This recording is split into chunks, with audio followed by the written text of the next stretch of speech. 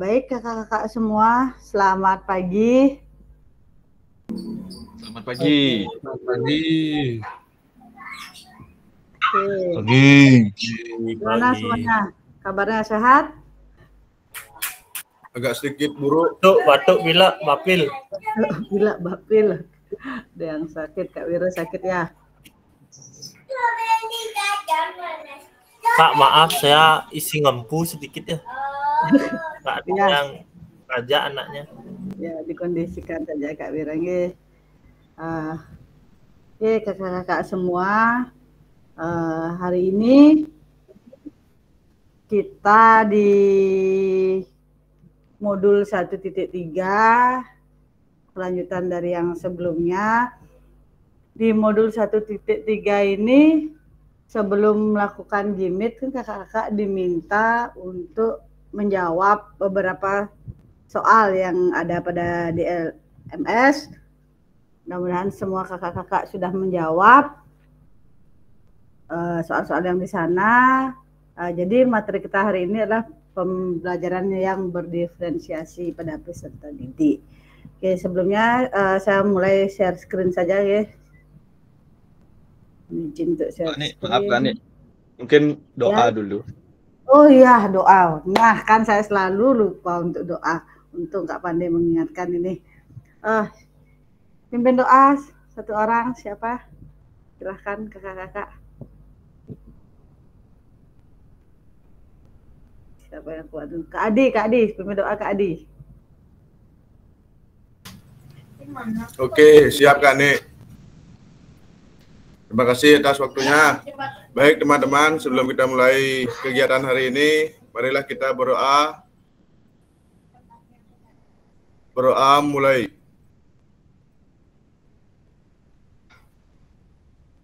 Berdoa selesai. Baik, terima kasih Kak Adi dan terima kasih Kak Pandai sudah mengingatkan ini. Karena saya bingung ini. Tadi Kak Loya sepertinya nggak bisa join, tapi sekarang udah bisa gabung. Oke, baik ya kakak-kakak semua, saya izin share screen untuk pertemuan kita kali ini.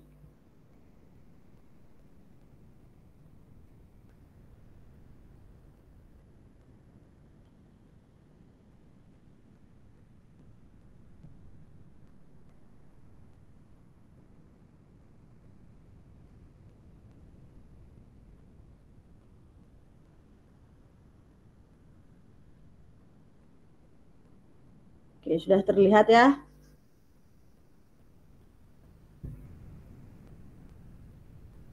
Baik, kita mulai saja di modul 1.3 kali ini, pembelajaran PJOK yang berpusat pada peserta didik.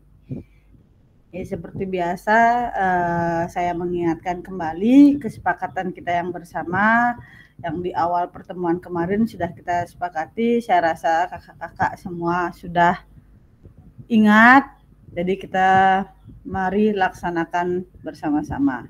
Ini kesepakatan kita, nyalakan kamera, kemudian hadir seutuhnya.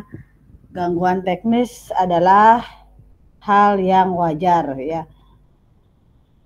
Kita lanjut. Oke, selanjutnya adalah tujuan sesi.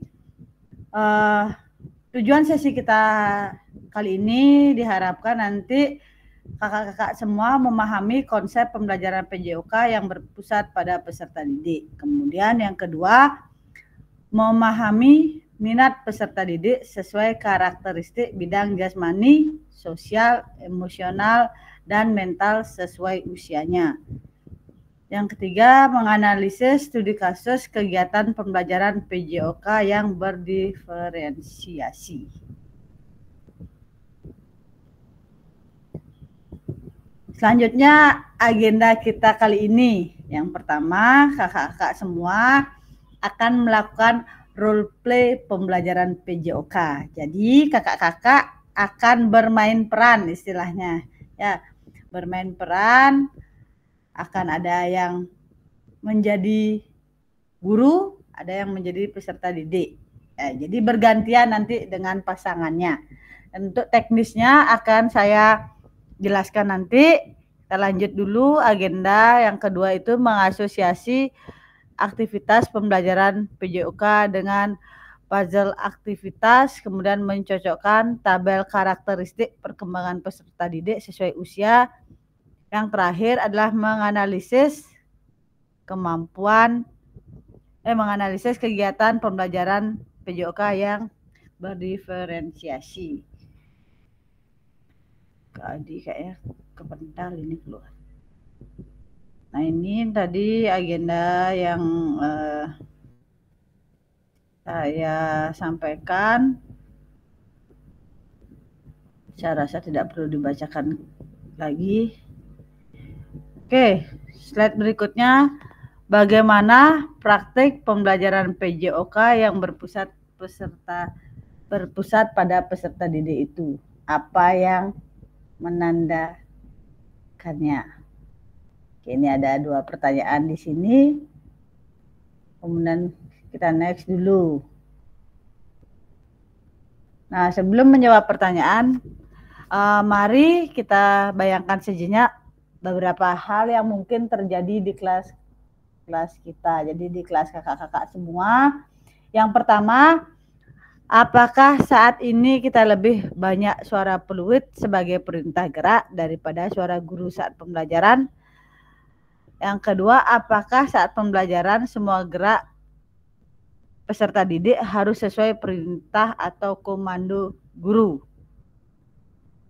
Kita merefleksi sebentar bagaimana kakak-kakak semua mengajar peserta didik kakak-kakak sekalian. Jadi ada pertanyaan di sini.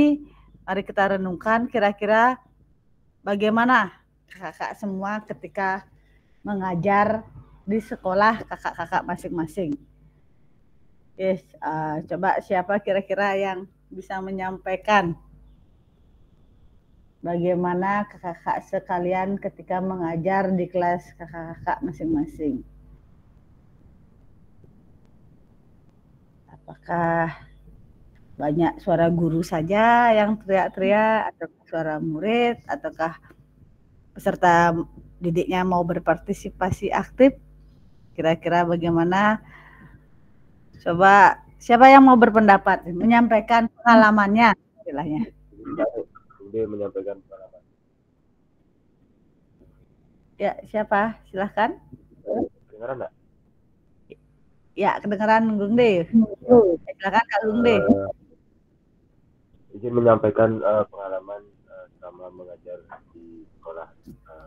Jadi lebih banyak lebih ke suara guru. Jadi lebih ke perintah guru, suara berbicara. Kalau untuk peluit jarang, karena anak-anak kebanyakan tidak ada yang mau mendengar atau mengerti. Kan begitu disuruh peluit, mereka jarang ada yang langsung mau kumpul, masih duduk, hati nungguin perintah duduk kayak gitu. Tanya. Baik, terima kasih Kak Gung De. Ya, jadi pengalamannya Kak Gung De sendiri di sini masih banyak istilahnya suara guru. Ya, mungkin 1-2 kali itu kadang-kadang anak-anak belum mendengarkan seperti itu Kak Gung De. Jadi ada perintah berkali-kali penyampaiannya baru anak-anak mau mengikuti apa yang disampaikan seperti itu.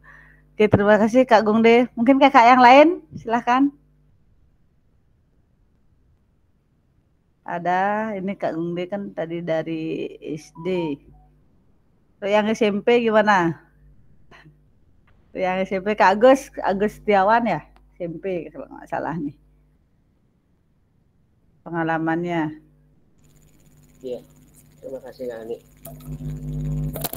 Ya, terima kasih untuk kesempatannya.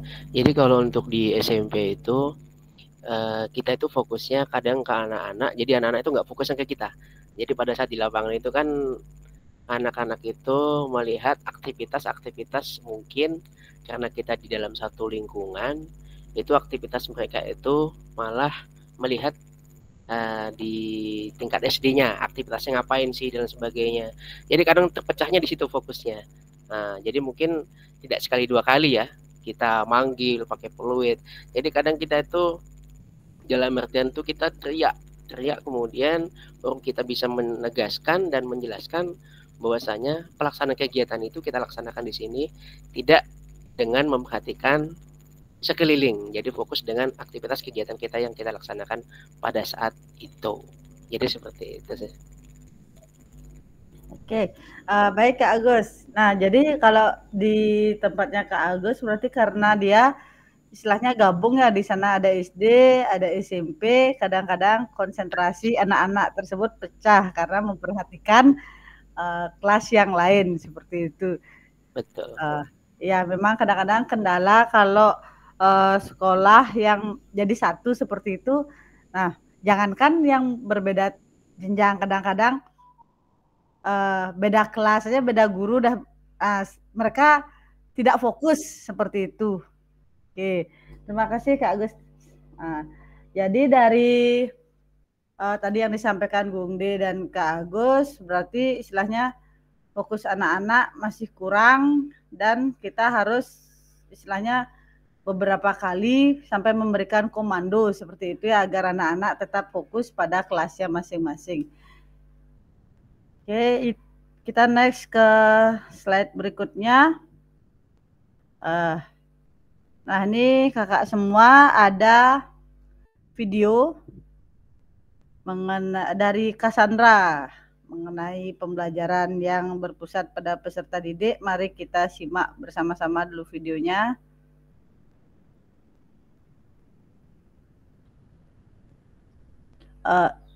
Suaranya tadi kedengeran ya videonya? Saya putar sebentar tadi. Kak ini izin ke kamar. Iya ya. Gimana Kak yang lain? Kedengeran ya dia? Enggak masuk. Tidak. Tidak ada kedengaran Kak. Kedengeran ya? Belum Kak. Tidak Kak, tidak. Belum.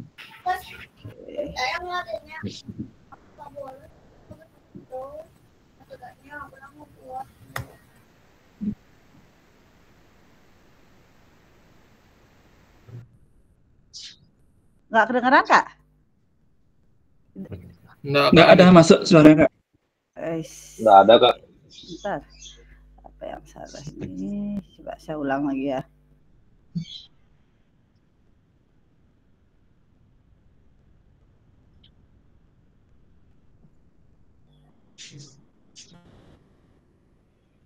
Izin ke toilet Kak nih. Oke.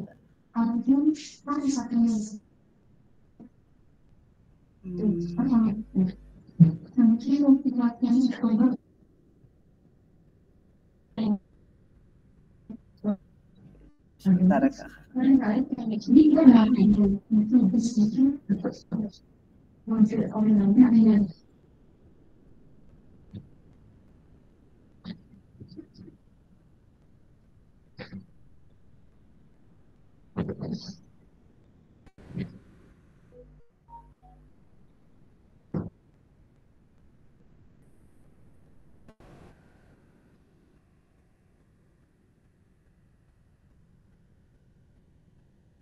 Oke.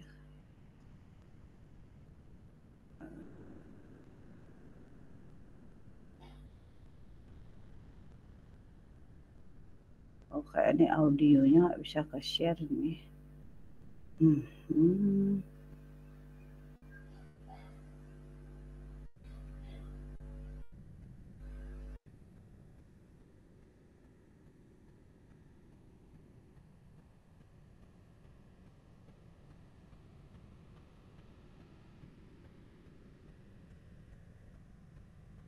Kedengeran Kakak? Belum. Tidak. Belum. Tidak terdengar. Belum ya? Belum. Nggak ada Kak. Sebentar. Di situ kan ada translate-nya tuh, jadi kita baca ya translate-nya ya. Karena ini sepertinya nggak bisa share audio dia. Kita lanjut aja dulu videonya ya kakak-kakak semua.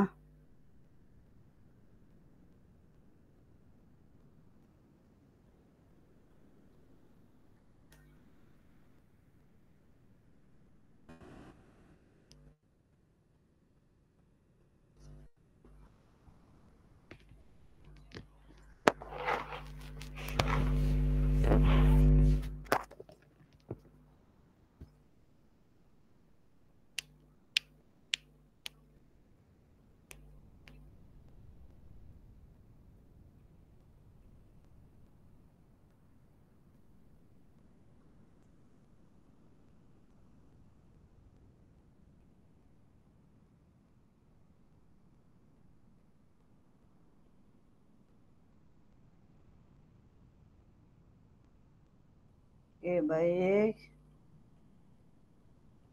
Itu mengenai tadi pembelajaran yang berpusat pada peserta didik. Nah, kadang dilema hal seperti itu, kekhawatiran yang muncul itu adalah apakah kita nanti mampu, apakah bisa mengakomodir. Kadang-kadang apalagi di sini kakak-kakak semua kan ngajarnya tuh SD ya. SD yang rata-rata sangat susah sekali. Misalkan kita memberikan pembelajaran yang berpusat pada peserta didik, apakah tujuan pembelajaran kita nanti akan bisa tercapai seperti itu. Nah, kadang itulah yang membuat kita bingung dan ragu. Kalau istilahnya kita berikan kebebasan seperti itu, seperti yang dikatakan di video tadi itu, mungkin menakutkan, tetapi tidak ada salahnya kita mencoba, karena ketika pembelajaran tersebut kita lakukan, anak-anak tersebut akan belajar bertanggung jawab, karena mereka yang membuat keputusan dan mereka bertanggung jawab atas keputusan yang diambil tersebut. Saya lanjut share screen dulu. Hari ini lumayan banyak slide-nya.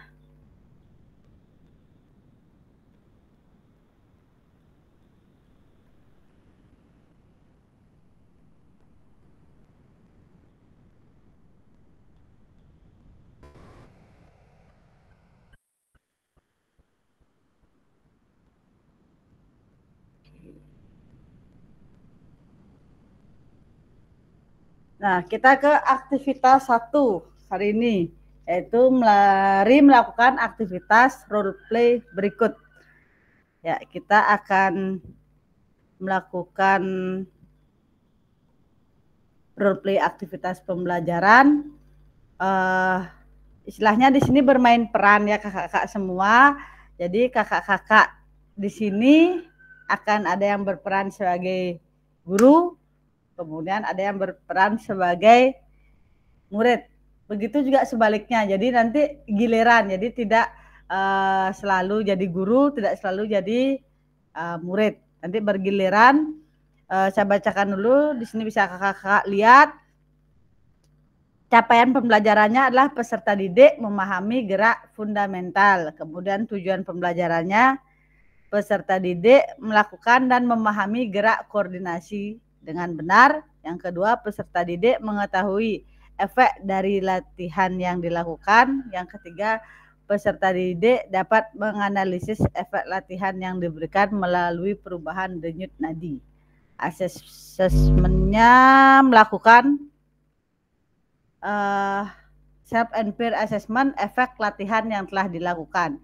Jadi nanti kakak-kakak ketika berperan sebagai murid, kakak-kakak bisa mengetahui latihan yang telah dilakukan tuh berefek apa saja pada diri kakak-kakak semua. Kemudian melakukan analisis efek latihan yang diberikan melalui perubahan denyut nadi.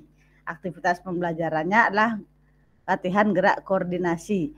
Kakak-kakak semua saya rasa di sini kan sudah bisa kan menghitung denyut nadi ya. Sudah bisa ya. Sudah kan bisa mencari di sini atau di di pergelangan tangannya. Bisa kan ya semuanya? Nanti kita akan menghitung denyut nadi. Menghitung denyut nadi kakak-kakak semua, menghitung sendiri dulu masing-masing. Nanti saya akan tampilkan Google Slide di sini. Sudah ada. Saya copy dulu linknya ya supaya kakak juga bisa membuka.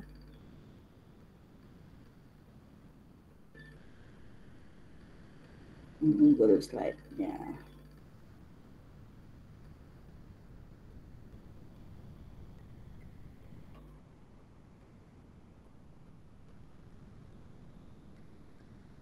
Bentar, Kak semua.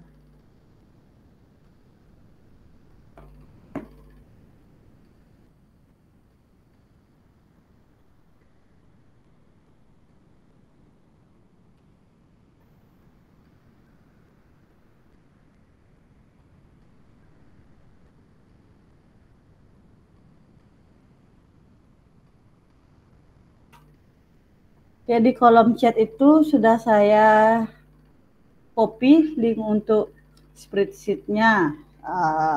Kakak-kakak silahkan bisa dibuka dulu supaya nanti nggak bingung untuk mengisi. Silahkan dibuka dulu ya kakak-kakak semua.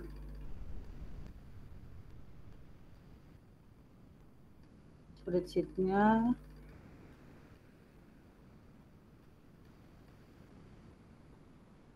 Nah, di spreadsheet tersebut sudah tertulis nama kakak-kakak semua. Jadi kita menghitung denyut nadi awal terlebih dahulu. Jadi kakak-kakak masing-masing menulis di spreadsheet tersebut berapa denyut nadi awal kakak-kakak. Semua sudah membuka ya spreadsheet-nya? Ini itu aksesnya masih Ya. dikunci. Oh, Butuh akses Kak Ani. Akses ya kan? ya. Sorry.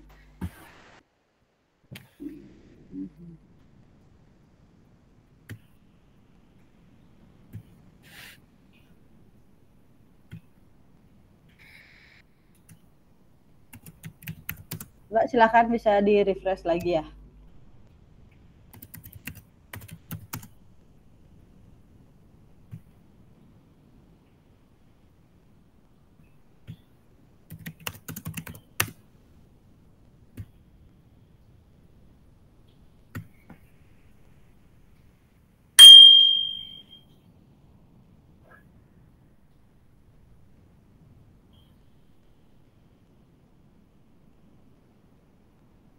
Sudah ya? Sudah bisa buka semua nggak? Oke, sudah. Berarti di awal mari kita menghitung denyut nadi kakak-kakak dulu sebelum kita ke langkah-langkah aktivitasnya.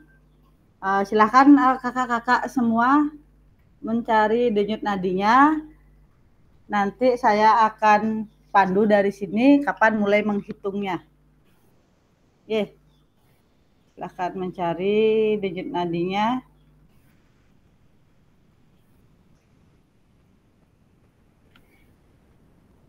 Sudah bisa ya semuanya? Silahkan. Di sini sudah ada langkah-langkah aktivitasnya. Kakak-kakak menghitung denyut nadi kakak-kakak masing-masing. Kalau apakah kakak menghitung sendiri ya? Kalau saya yang mandu takutnya ada yang belum siap. Saya sudah mulai nanti tertinggal. Jadi cara menghitung saya rasa kakak-kakak sudah bisa menghitung 10 detik berarti dikalikan 6 denyut nadi kakak-kakak. Kalau sudah silahkan dituliskan di spreadsheet tersebut. Nanti kalau sudah semua terisi baru kita bisa mulai melakukan langkah-langkah aktivitas ini. Silakan kakak mulai menghitung denyut nadinya sendiri tanpa panduan dari saya. Kemudian kalau sudah, silakan ditulis di sini. Misalkan Kak Adi Putra berapa denyut nadinya, silakan diketik. Bung D berapa, silakan diketik. Kak Gus itu ditanya berapa, silakan. Silakan mulai menghitung denyut nadi kakak-kakak masing-masing. Bisa dimulai dari sekarang. Itu berapa menit Kak? Kak Ani? Ya. Berapa menit itu pakai durasi? Denyut nadi itu 1 menit aja Kak. Jadi kalau kakak misalkan 10 detik, denyut nadinya 20, berarti 20 kali 6 kan gitu. 10 detik nih. Apa dapatnya? Ya dikali 6 berarti. Kalau 30 detik ngitungnya ya dikali 2 berarti. Ya, silahkan Kakak, kalau sudah langsung diketik ya di spreadsheet yang tadi.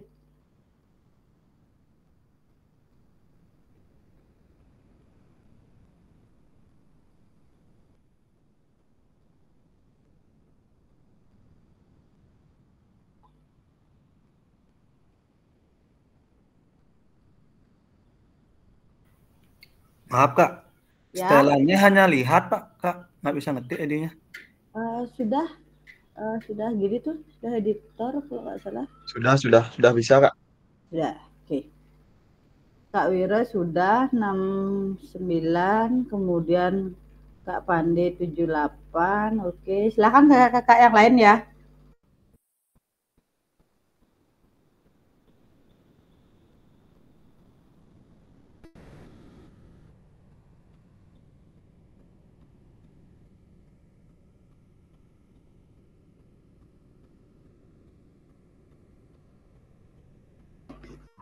Kami Din nggak bisa ngetik. Ya, nggak bisa ngetik. Saya nggak bisa ngetik Kak. Nggak bisa. Kak siapa dia nggak bisa ngetik ya? Saya nggak. Coba di refresh ulang. Oh, udah bisa Kak, itu kayaknya semuanya bisa. Saya nggak bisa ngetik Kak. Ya. Nggak ada ya?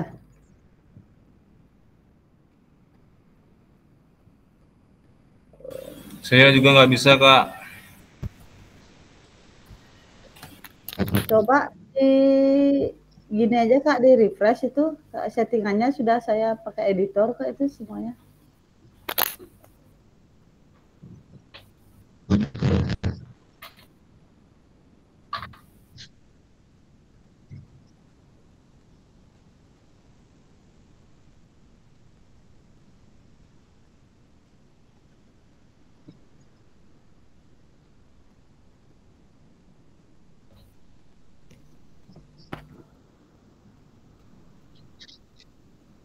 Silahkan Kak ya, supaya kita bisa segera memulai aktivitasnya.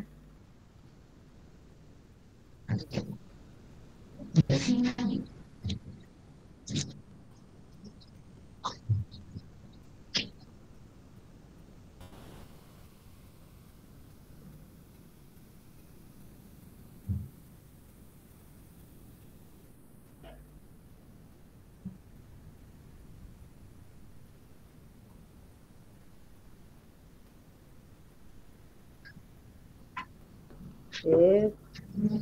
Ini yang belum Andi, Eka ya. saya nggak bisa ngetik Kak Ani. Kakak siapa? Saya nggak bisa ngetik Kak Ani. Kak siapa yang nggak bisa Kak nih? Mega Kak Ani. Mega. Kak Mega berapa Kak Mega? Ininya. Coba silahkan ketik Kak sekarang.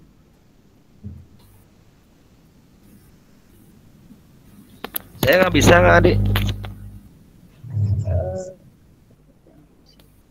Kak Mega tadi berapa denyut nadinya Kak Mega?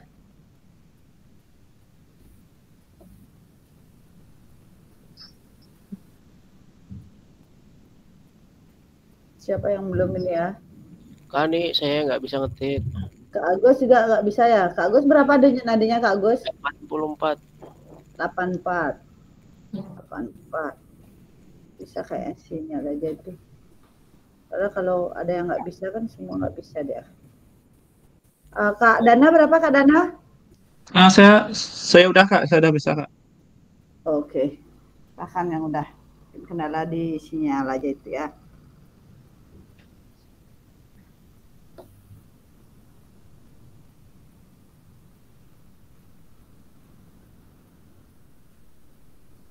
Oke, sambil menunggu teman-teman yang lain ya mengetik. Nah, di sini di layar yang saya bagikan, di slide-nya sudah terlihat. Langkah aktivitasnya adalah nanti saya akan membagi kakak semua berdasarkan nomor urut. Jadi 1 dengan 2, 3 dengan 4, begitu seterusnya. 1 dengan 2, 3, 4, 5, 6, 7, 8, 9, 10, 11, 12, 13, 14, berarti 15 ke 1. Oke, jadi nanti Kak, siapa ini ya yang 15 ya, Kak Wira ya. Kak Wira itu naik ke atas ke Kak Adi Putra. Begitu. Kemudian kakak-kakak silahkan memilih dulu gerakan yang akan kakak-kakak ingin lakukan. Ya. Jadi pasangan ini dia yang akan memantau gerakan kakak-kakak. Misalkan seperti tadi yang sudah saya bilang 1 dengan 2, 3 dengan 4, berarti kan ganjil genap gitu ya, supaya lebih gampang saya menyampaikan. Nomornya ganjil genap. Jadi yang nomor ganjil terlebih dahulu melakukan aktivitas gerak. Yang nomor genap dia memperhatikan. Seperti itu. Berarti kalau Kak Wira dengan Kak Adi, ini 15 sama-sama ganjil jadinya ya. Jadi nanti Kak Wira dengan Kak Adi berarti 1, 2, 3, 4, 5, 6, 7, 8. Bergantian saling memperhatikan, istilahnya begitu, berbarengan jadi murid ya jadinya. Setelah kakak-kakak memperhatikan gerakan teman kakak-kakak tersebut, nanti kakak-kakak akan, nah di spreadsheet-nya ini sudah terlihat, kakak-kakak akan memberi istilahnya, di sini umpan balik. Jadi ini contohnya ada saya ketikkan di sana, Kak Adi Putra memperhatikan Kak Gungde. Jadi gerakan yang dilakukan oleh anak Agung Gede Mahaswara, apakah sudah bagus, apakah ada kurang gerakannya, dan sebagainya. Jadi ini di sini istilahnya kakak-kakak berperan sebagai guru dan murid. Nah, jadi kalau memang istilahnya kurang gerakannya, sampaikan dia kurang, jangan Kak Eka bilang gerakannya kurang, bilang aja sudah bagus, padahal belum kurang. Tidak seperti itu. Ceritanya kita sedang bermain peran seperti itu. Sampai sana dulu kakak-kakak, apakah ada yang ingin ditanyakan? Ada yang bertanya dulu? Tidak ada ya? Kita lanjut ya. Nah, untuk gerakannya bagaimana Kak Ani? Gerakannya yang bisa dipilih, ini saya tampilkan gerakannya. Nah, gerakan 1 adalah gerakan kombinasi membungkuk dan menekuk. Gerakan 2, jumping jack. Gerakan 3, lari di tempat. Gerakan 4, gerakan silang, tangan menyentuh jari kaki. Gerakan 5, gerakan loncat di tempat. Nah, ini videonya saya tampilkan. Kelihatan ya videonya ya, gerakan yang dimaksud ya? Kelihatan. Oke, jadi kakak-kakak memilih salah satu yang kira-kira bisa kakak-kakak lakukan. Ya, ini saya yang akan memberikan aba-aba. Ya, kita lakukan gerakan ini kira-kira karena ini berkaitan dengan denyut nadi juga setelah kakak-kakak melakukan gerakan. Kira-kira 1 menit. Ya. Kalau sudah kakak-kakak melihat menentukan gerakan yang akan dipilih, silakan kembali ke spreadsheet-nya. Di sana kakak-kakak mengubah gerakan apa yang kakak-kakak pilih. Silakan kembali ke spreadsheet-nya. Kemudian rubah gerakan apa yang akan kakak-kakak pilih. Silakan diklik aja di sana ya. Nah, seperti ini misalkan Kak Gustudita pilih yang mana, klik aja seperti itu ya. dia akan berubah sendiri. Oke, silakan dirubah dulu kakak-kakak gerakan mana yang akan kakak-kakak lakukan. Kak Nek, mohon kirim ulang yang spreadsheet-nya. Linknya ya? Ya, ya.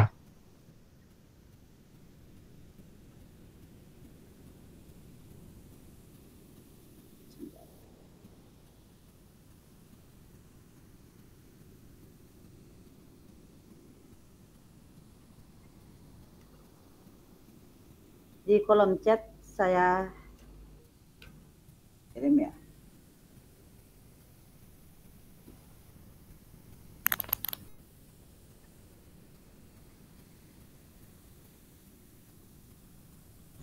Izin Kak Nek, nggak bisa diganti.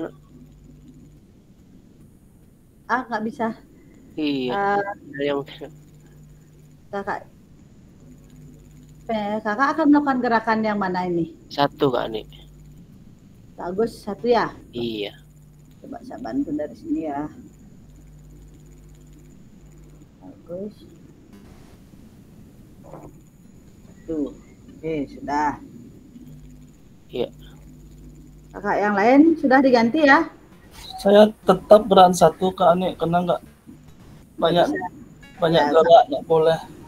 Oke, Kak Gus Dita, tapi udah bisa merubah sendiri. Sudah ya? Oke, sudah semua kakak-kakak ya? Kalau tetap boleh Kak? Nggak dirubah Kak? Boleh.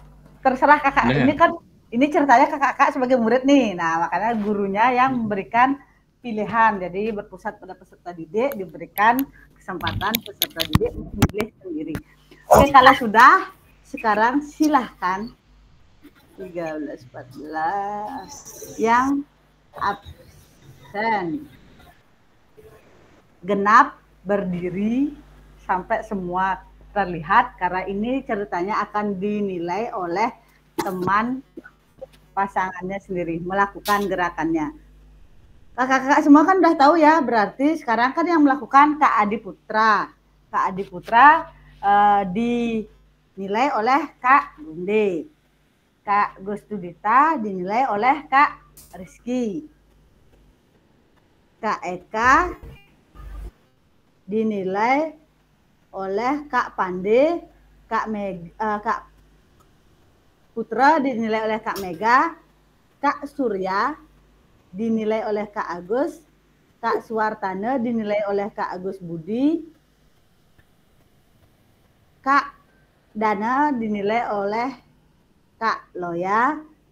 Nah ini Kak Wira, ini seharusnya yang menilai kan Kak Adi. Tapi karena Kak Adi juga melakukan gerakan, karena jumlah kita ganjil ya.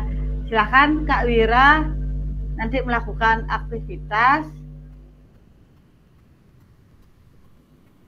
Saya yang istilahnya memantau gerakan Kak Wira. Oke. Paham ya semua kakak-kakak ya? Oke, sekarang silahkan mengambil tempat terlebih dahulu. Ambil tempat, jaraknya supaya kelihatan. Kalau sudah, saya stop sharing dulu ini ya, supaya terlihat semua kakak ketika melakukan video gerakan. Silahkan. Ganjil apa genap duluan Kak? Yang ganjil yang bergerak, yang genap yang memantau. Berarti Kak Wira melakukan ya. Berarti saya duluan yang ganjil, Bu. Pak Rizky, pantau saya Pak Rizky. Ya, dipantau Kak Gus ditanya. Pelan-pelan aja Kak Gus. Kak Gus. Masih kurang. Dapat gerakan sesuai dengan yang kakak-kakak pilih tadi. Oke, setelah selesai saya pandu di sini mulai. Setelah selesai kakak-kakak kembali menghitung denyut nadi kakak-kakak sendiri. Langsung diketik supaya tidak lupa ya. Oke, bisa kita mulai ya kakak-kakak semua. Berarti yang ganjil semua bergerak ya? Iya, yang ganjil semua bergerak. Ini gerakannya saya share lagi supaya tidak lupa yang mana. Oke, sudah ya kakak-kakak, bersiap. Saya mulai dari 3, 2, 1. Silakan. Mulai.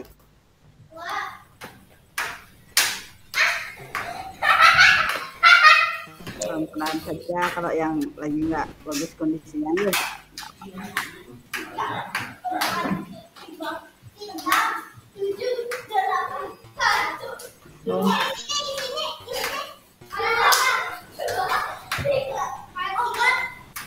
Dua kali 8 ya? Sampai saat 30 detik Kak. Lama.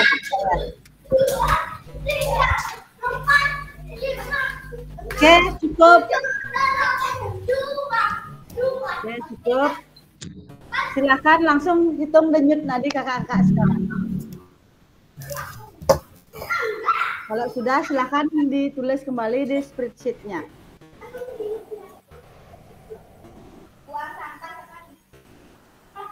Hitung sendiri dengan metode yang tadi ya. Kalau 10 detik berarti dikali 6. Kalau 30 detik kakak menghitung dikali 2.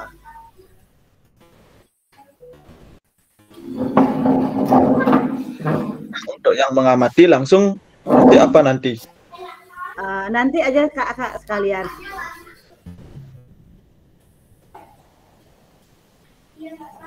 Bareng-bareng kita. Silahkan denyut nadinya diketik langsung ke kakak semua. Supaya tidak lupa. Di denyut nadi akhir itu yang diketik ya.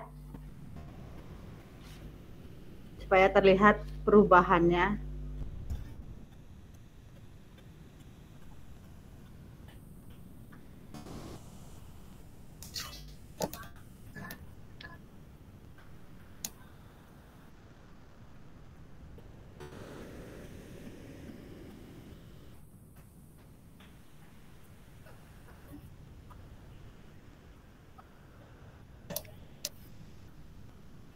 Silahkan sini mengetik Kak Ade Putra berapa denyut nadinya, dan Kak Gus Tudita sudah. Berarti yang ganjil-ganjil aja dulu nih ya ngetik denyut nadinya.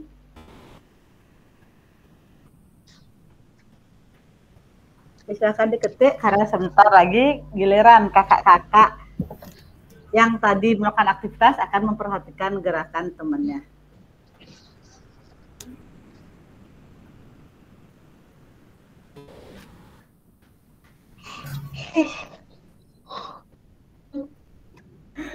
Selesai melakukan gerakan nih, ada yang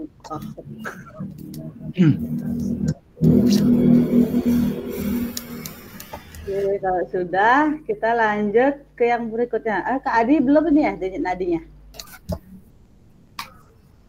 Kak Adi, Kak Eka, silakan diketik dulu supaya nggak lupa nanti. Sudah. Diketik di spreadsheet-nya, sudah? Sudah. Oke.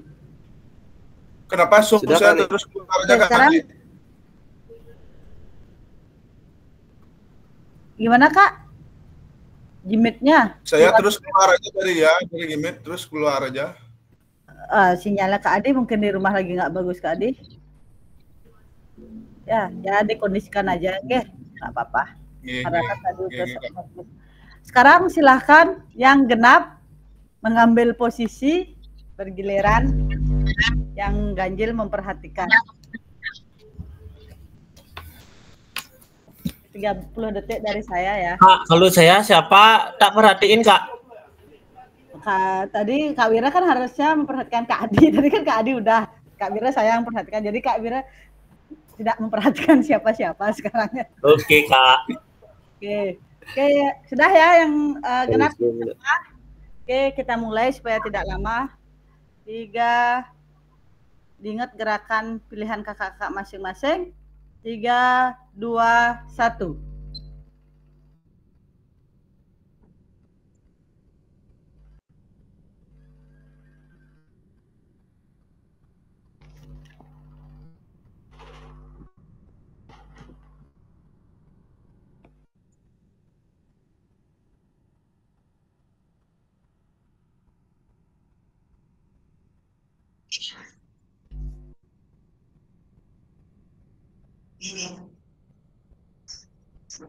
Oke, cukup kakak-kakak semua, cukup.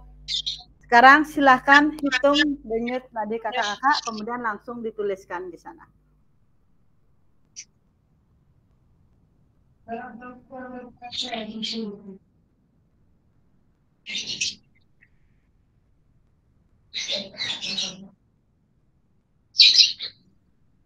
Oke, untuk yang ganjil tadi kan sudah memperhatikan, juga sudah menulis denyut nadinya.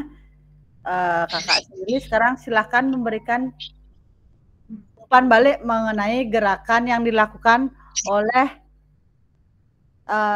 kakak yang lain tadi.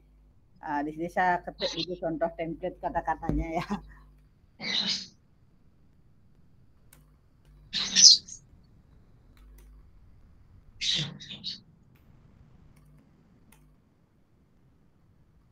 Nah, seperti ini. Silakan dah terlihat ya. Berarti Kak Adi tinggal melanjutkan bagaimana gerakan yang dilakukan oleh Kak Gongde tadi. Silakan dilanjutkan.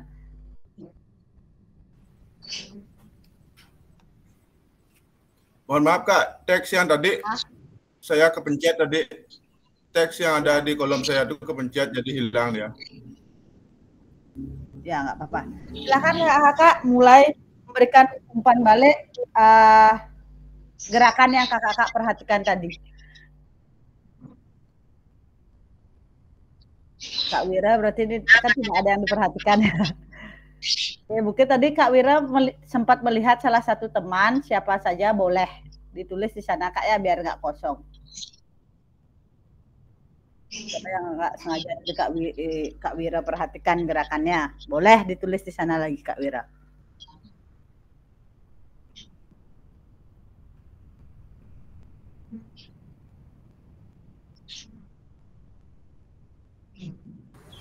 Mohon maaf Kak Ani, saya nggak dengar apa dari tadi, apa gininya ya? Ya. Sekarang silahkan kakak-kakak menuliskan umpan balik gerakan yang kakak perhatikan. Nah, kayak ini contohnya saya sudah menulis. Ini kan Kak Adi memperhatikan Kak Gongde. Nah, sekarang silahkan diketik di sana, ditulis gimana gerakannya, gitu loh. Ini saya kan tidak nanti kakak-kakak yang melanjutkan. Jadi bukan segitu aja ya gerakan yang dilakukan. Misalkan kayak nih Kak Gongde perhatikan gerakannya Kak Adi Putra. Kak Adi Putra gerakan 2, apakah gerakan 2-nya sudah benar atau masih kurang? Kalau kurang, bagian mananya yang kurang? Setelahnya begitu, kita merefleksikan. Kalau memang kurang, sampaikan kurangnya di mana. Jangan istilahnya nggak enak, bilang aja bagus. Ini kan ceritanya kakak-kakak menjadi guru dan murid gitu. Guru yang sedang menilai muridnya agar bisa memberikan refleksi kepada muridnya bagaimana gerakan yang benar.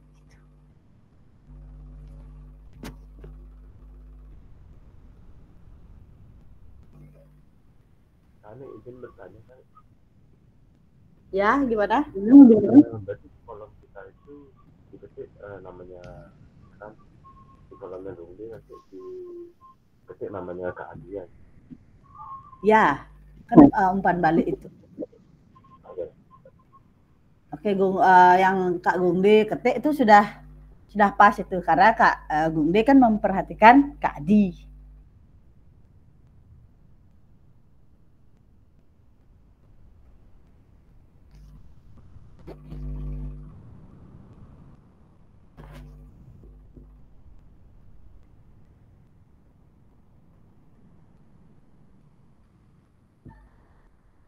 Oke, baik. Ini dari Kak Rizky. Sudah bagus, sudah baik, tetapi antusias karena mungkin ya kondisi kurang fit. Oke, karena tadi emang Kak Gustul sudah menyampaikan kurang enak badan, ye.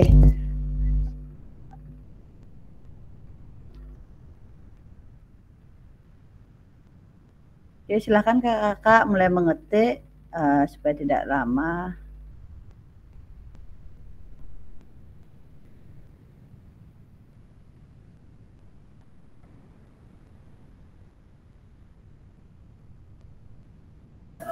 Kak Ani izin, saya nggak bisa ngetik. Bisa ngetik Kak Agus? Iya, sinyal kayaknya Kak Ani. Iya, Kak Agus tadi mungkin bisa diketik di kolom chat aja Kak Agus ya. Biar Oke, nanti di siap. kan.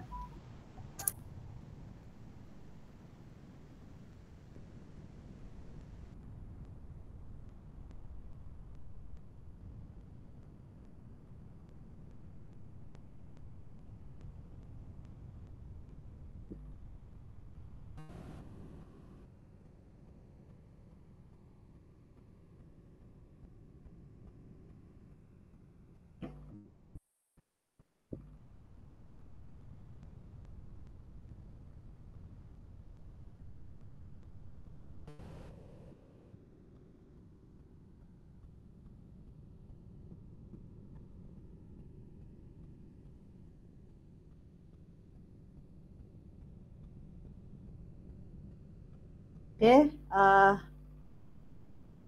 sudah Ki semuanya. Ada yang belum Niki silakan ya.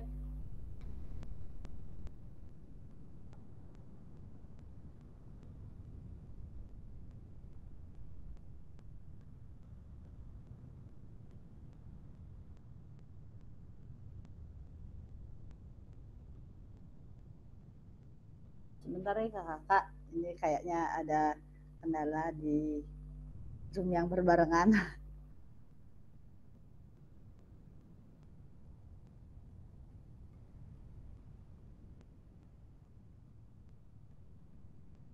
Oke kakak, supaya tidak lama di sana, kita lanjut dulu ya, sambil mungkin nanti bisa dibuka kembali spreadsheet-nya, kakak bisa kembali mengerjakan di sana. Nah, mari melakukan umpan balik. Bapak Ibu dapat memberikan umpan balik mengenai gerakan yang dilakukan oleh pasangannya yang telah disediakan. Ini sudah kita lakukan. Kemudian berikutnya, bagaimana cara kita melihat apakah latihan yang dilakukan sudah benar? Kemudian pertanyaan 2, adakah efek yang Bapak Ibu rasakan dari latihan yang telah dilakukan? Efek tersebut mengindikasi apa? Mungkin di sini ada yang mau menyampaikan jawabannya, berpendapat. Kita tidak ada salah benar. Menurut kakak bagaimana?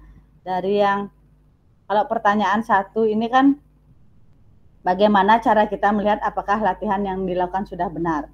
Jadi menurut kakak semua bagaimana tadi kita kan bermain peran, kakak-kakak sendiri menilai cara atau yang dilakukan oleh peserta didik kakak itu sudah benar atau masih kurang. Bagaimana caranya menilai seperti itu?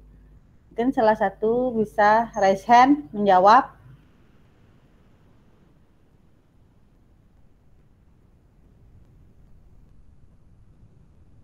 Oke, gimana?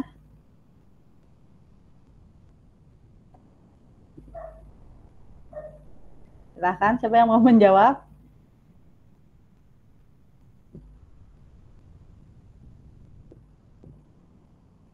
Kak Eka. Oh, Kak Lungde resen ya. Oke, Kak Lungde. Ya, silakan Kak Lungde dulu. Para resen ini. Silakan Kak Lungde.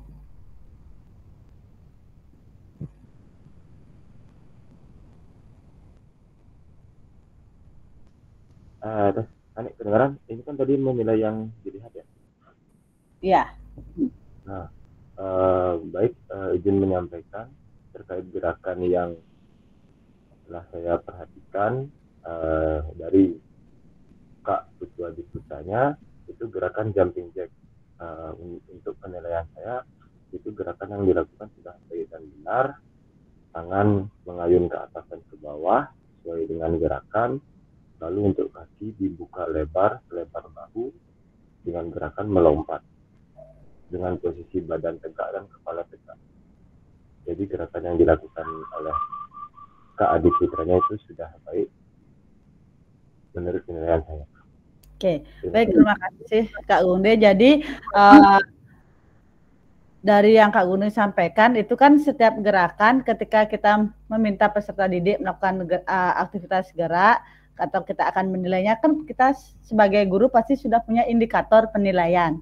Nah, dari situlah kita bisa melihat apakah gerakan yang dilakukan sudah benar atau masih belum. Seperti yang Kak Gungde sampaikan tadi, gerakan tangannya bagaimana, seharusnya kakinya bagaimana. Dari sanalah kita bisa melihat apakah gerakan atau latihan yang dilakukan sudah benar atau belum ya. Terima kasih Kak Gungde atas jawabannya. Baik, ini ada 2 pertanyaan lagi. Adakah efek yang Bapak Ibu rasakan dari latihan yang telah dilakukan, kemudian efek tersebut mengindikasi apa? Jadi ini efek latihan. Kakak-kakak, apakah ini sudah lama tidak bergerak? Jadi mengindikasi seperti apa? Silakan, siapa satu orang bisa berpendapat. Kak Eka Wikrama. Kak Eka, gimana Kak Eka tadi setelah melakukan gerak?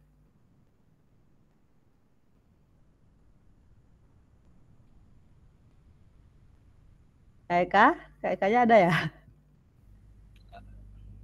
Halo? Ya, silakan Kak Eka.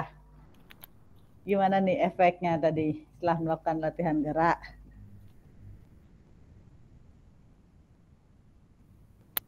Des, halo? Ya, terdengar Kak Eka, sudah terdengar.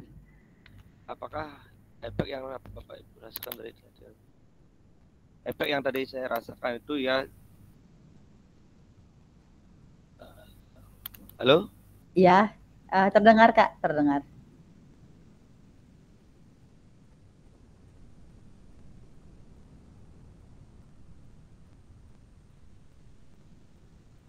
Gimana?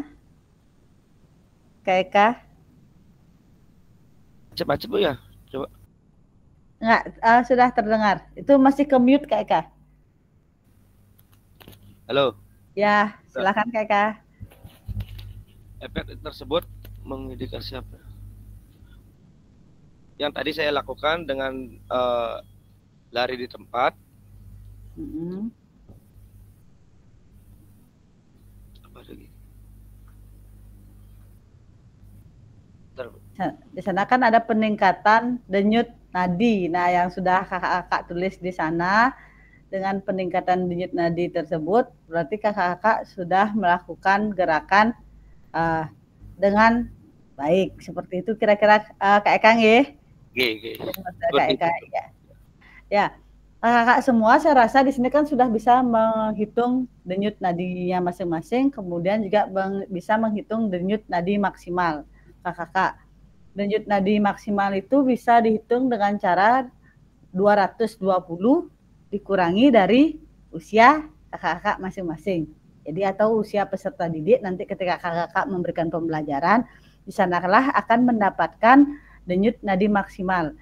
Ketika melakukan aktivitas olahraga, setelah melakukan aktivitas olahraga, maka denyut nadi yang istilahnya dia melakukan gerakan olahraga dengan baik, mengikuti dengan baik adalah itu 50 sampai 85% peningkatannya. Ya, jika sudah naik sekitar itu berarti anak tersebut sudah melakukan gerakan dengan baik. Artinya dia mengikuti aktivitas geraknya dengan baik. Kalau misalkan lebih dari itu, apalagi hampir mencapai, itu justru dapat dikatakan berbahaya. Kadang-kadang kita sebagai guru olahraga kan penting untuk bisa mengetahui denyut nadi maksimal itu, agar kita juga tahu kadang ada anak-anak yang sebenarnya dia masih mampu melakukan aktivitas gerak, tapi dia nggak kuat Pak, nggak kuat. Kadang-kadang ya tidak dipungkiri mungkin ada yang pernah mengalami, ada yang dia seperti seolah-olah akan pingsan, seperti itu. Nah, disinilah peran kita sebagai guru olahraga sebenarnya juga harus tahu bagaimana menghitung denyut nadi maksimal. Ya, jadi 222 itu dikurangi dari usia peserta didik. Ketika dia melakukan aktivitas olahraga, peningkatan yang terjadi itu adalah sampai 85%. Ya, seperti itu. Oke. Kita lanjut ya kakak-kakak semuanya. Kemudian nah, menurut Bapak Ibu apa yang mempengaruhi denyut nadi sebelum dan setelah latihan? Apa yang mempengaruhi? Tentu banyak sekali. Aktivitas gerak yang dilakukan, kemudian kesungguhan kita ketika melakukan aktivitas gerak, kadang juga faktor usia, kan begitu ya, itu mempengaruhi dari denyut nadi sebelum dan setelah latihan. Kadang ada yang sebenarnya fisiknya bagus, tapi dia ya melakukan gerakan ya supaya bergerak aja. Nah, istilahnya seperti itu ya. Itu justru akan terlihat dari denyut nadinya. Makanya kita minta penting sebenarnya kita meminta anak itu menghitung denyut nadinya sebelum kita memulai pembelajaran olahraga dan juga setelah selesai melakukan pembelajaran olahraga. Bu Ani, izin sebentar. Ya, baik kakak.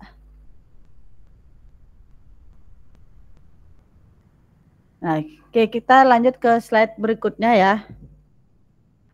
Terima kasih telah sudah melakukan role play. Mari kita analisis bersama proses pembelajaran. Menurut Bapak Ibu, apakah aktivitas yang dilakukan cukup menggambarkan pembelajaran PJOK yang berpusat pada peserta didik? Nah, tadi kan ceritanya kakak-kakak semua melakukan pembelajaran nih jadi guru, kemudian memperhatikan siswanya, kemudian juga memberikan umpan balik. Apakah tadi itu yang kita lakukan sedikit? Nah, karena kalau pembelajaran di kelas itu kan pasti ada pendahuluan, istilah pemanasan juga, intik, kemudian pendinginan. Kita hanya melakukan gerakan sedikit. Apakah sudah berpusat pada peserta didik dan kenapa? Atau apakah ada masukan untuk perbaikan pembelajaran? Di sini kakak-kakak semua diminta untuk mengisi pada Jamboard Figma. Oke, linknya akan saya copy di chat. Kemudian nanti kalau ada yang masih bingung penggunaan Jamboard ini, Figma ini, tidak masalah. Ya, nanti kita bisa kondisikan. Saya copy dulu linknya.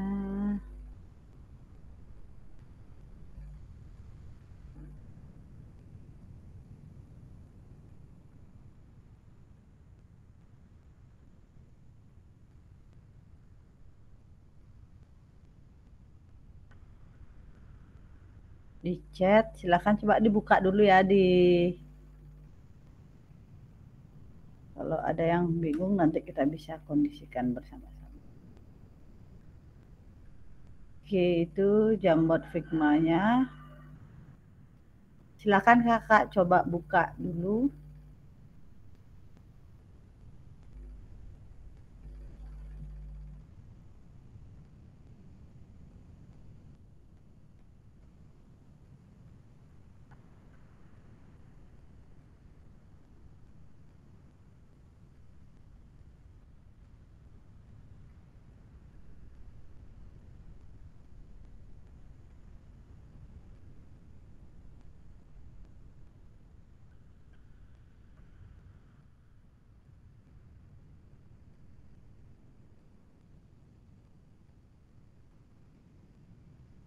Sudah dibuka kakak semua?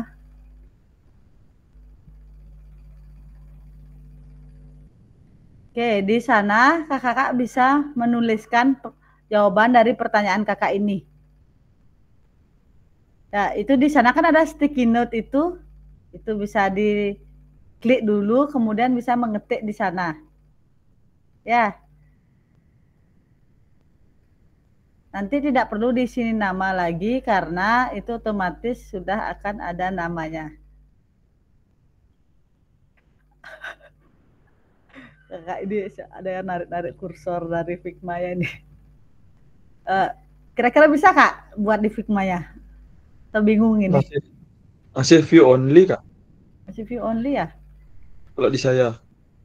Udah editor itu. Udah can edit Niki Pak, kapan deh? Udah ya? Udah. Ini isi login lagi kak? Kalau kakak-kakak menggunakan belajar ID kan pasti menggunakan belajar ID ya karena masuk dari LMS itu udah nggak perlu login lagi. Nah, ini buat yang masih bingung itu kan ada sticky note. Nah, itu ditarik sticky note-nya, kemudian kakak-kakak perbesar, kakak-kakak ketik di sana. Ya, kita coba dulu. Kita tunggu 10 menit, nggak apa-apa, pelan-pelan saja. Kalau nanti pada akhirnya bingung, kita kembali ke kolom chat saja ya untuk berpendapatnya. Nggak apa-apa. Kalau saya nggak bisa masuk kan, Nek? Ke Figma-nya itu Kak Gus. Kak, gini saya kok samrak gini, Kak? Saya nggak bisa, Kak.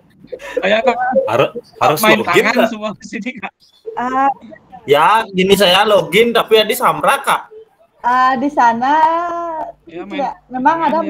modulnya banyak sekali Kak Agus di sana mulai dari. Nah, di sini Kak Agus Budi dah ada di dalam, Kak Agus, Kak Mega ya, Kak Mega sudah di dalam, nggak tahu kemana-mana tangannya. Kak Agus Setiawan Tangannya juga. masih kemana-mana nih. Cari yang modul 1.3 ya. Modul titik 3. Di sana ada banyak modulnya Kak. Tersedia di sana ada 1.2 juga. Ada modul. Di mana nyari, Kak? Di mana nyari modul, Kak? Kok nggak kelihatan ya? Di sebentar. Gila mesti. Bingung nih lincar. Melincar ya limo. Ini. Kak Pande bisa Kak Pande? Ini. Sing coy. Nah, Kak Gunde udah ketemu tuh. Oh, ini.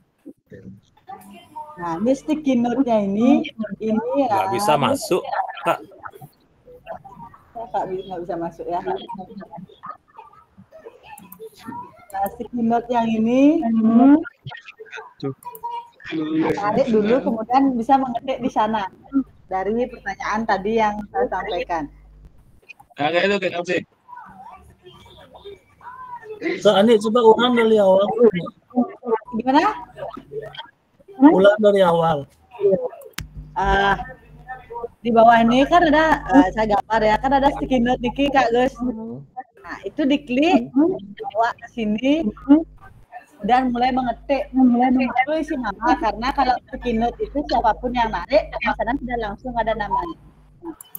Coba ulang Kak. Ini sticky note-nya, nah ini kertas ini, itu Ya. kemudian tarik yang boleh tarik aja, taruh di sini, kemudian mulai mengetik dah di sini.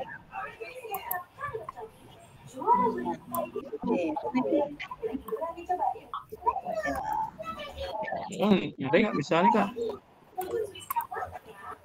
Bisa Kak? Bingung. Bingung nih Kak nih. Gini aja dah. Bingung.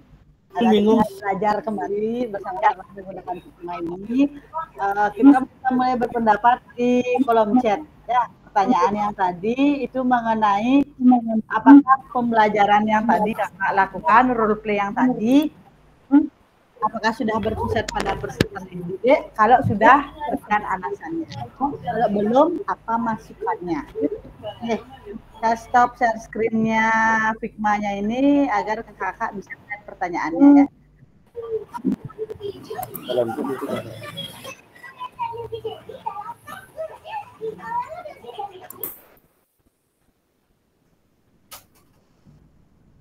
Salah.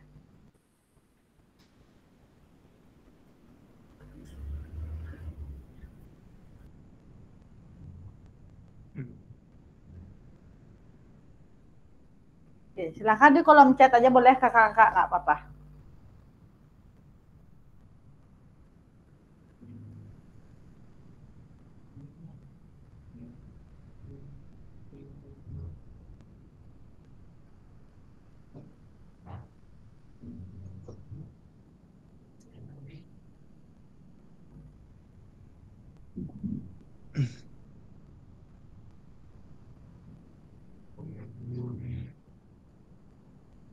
Menurut Bapak Ibu apakah berbeda? Silakan ya kakak-kakak semua. Bisa di kolom chat.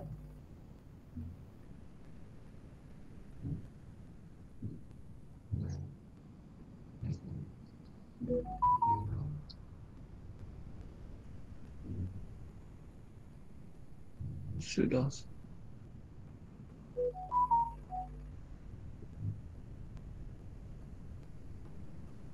Menurut Bapak Ibu apakah lintasan juga merupakan pembelajaran apa yang benar-benar di Bapak sudah hafal?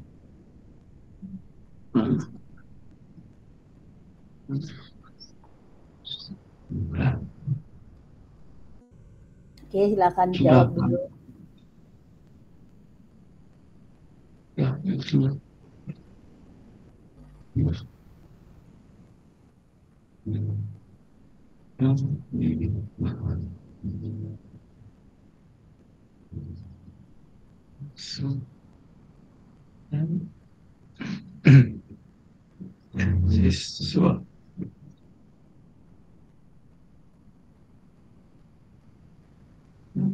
Siswa pakaian dan Silakan ya kakak semua mulai mengetik supaya terekam juga di sini jawaban kakak semua. Karena tadi kan di jam fitnahnya masih bingung caranya karena jadi nggak ada jawaban kakak. dipraktekkan langsung siswa. Akan mendapatkan dipraktekkan langsung oleh siswa. Siswa dan bisa juga dapat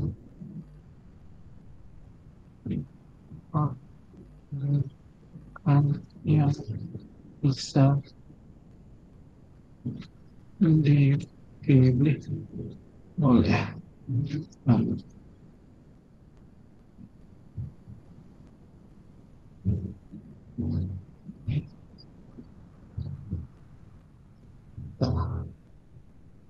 Ini baru yang menjawab Kak Putra, Kak Rizky, Kak Wira sudah,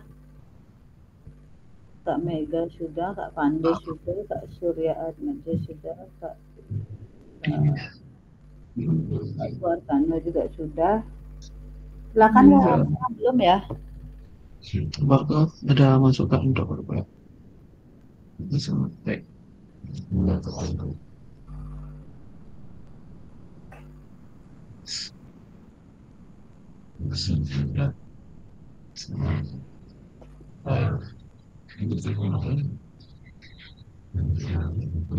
Anda pilihan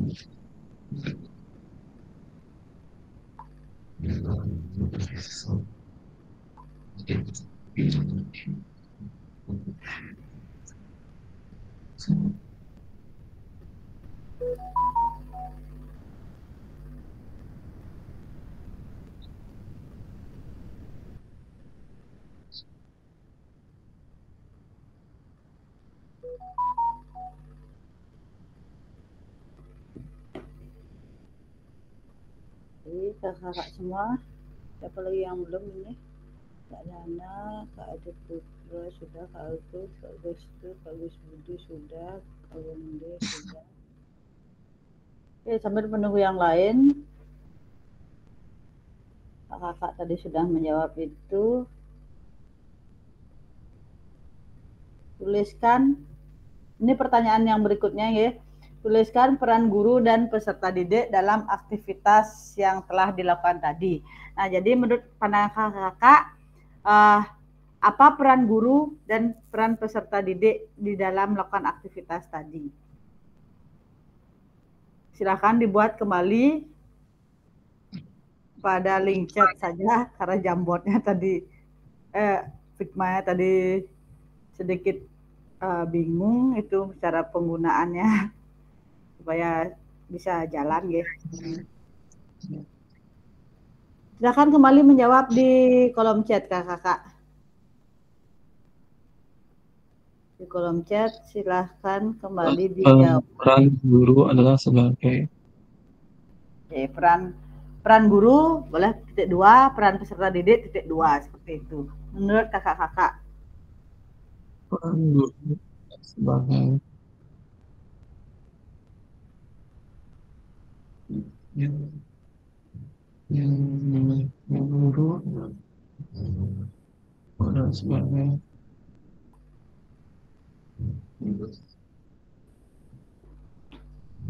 guru adalah semua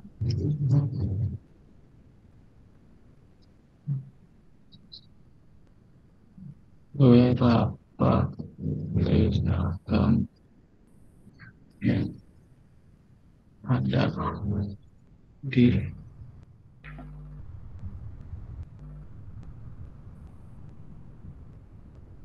udah tuh orang guru ini dibahas untuk beberapa gerakan yang ada dan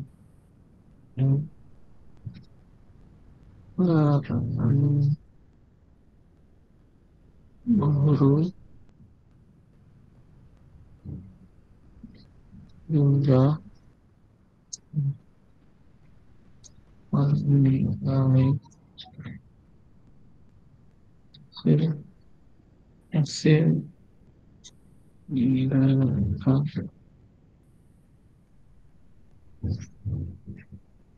menilai hasil gerakan.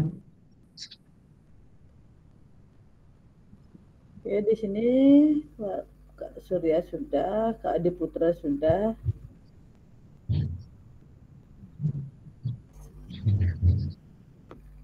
Apa menurut kakak-kakak peran guru dan peserta didik? Seperti itu, apa peran gurunya? Siswa. Memfasilitasi siswa. Nah, seperti yang disampaikan Kak ini, peran guru adalah sebagai fasilitator, mengarahkan gerakan yang baik dan benar sesuai pilihan peserta didik. Peran siswa adalah sebagai model. Nah, sehingga peserta didik diharapkan melakukan gerakan yang baik. Silakan buat yang belum.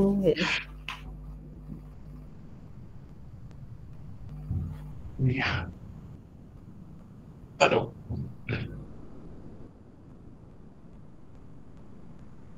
Mohon izin sebentar Kak Nik, mau ke toilet kamar kecil. Ya, silakan Kak Gus.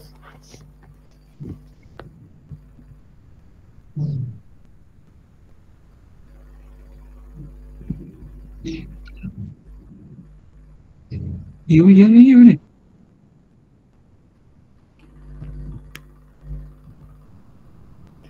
Oke kakak-kakak ya, sambil mengetik. Nah, di sini di pertanyaannya tulislah peran guru dan peserta didik. Nah, dari pembelajaran roleplay yang kita lakukan tadi itu, di sanalah peran guru sebenarnya sebagai fasilitator. Jadi yang memfasilitasi peserta didik ketika akan melakukan gerak. Di sana kita sudah melakukan istilahnya kegiatan pembelajaran yang berpusat kepada peserta didik, karena kita sudah memberikan pilihan kepada peserta didik, di mana pilihan itu pun sesuai dengan tujuan pembelajaran yang akan kita tetapkan. Jadi tapi kita juga memberikan kebebasan kepada peserta didik gerakan mana yang akan mereka pilih. Jadi dengan memberikan pilihan kepada mereka, di sini kita berharap peserta didik tersebut dapat mengikuti pembelajaran itu dengan baik, tidak dengan terpaksa. Jadi seperti itu, karena mereka sendiri yang memilih gerakan apa yang akan dilakukan. Di sini guru hanya memfasilitasi, sudah dengan memberikan video bagaimana gerakan yang baik, seperti itu. Oke. Sambil kakak menulis jawaban, kita lanjut ke PowerPoint yang berikutnya.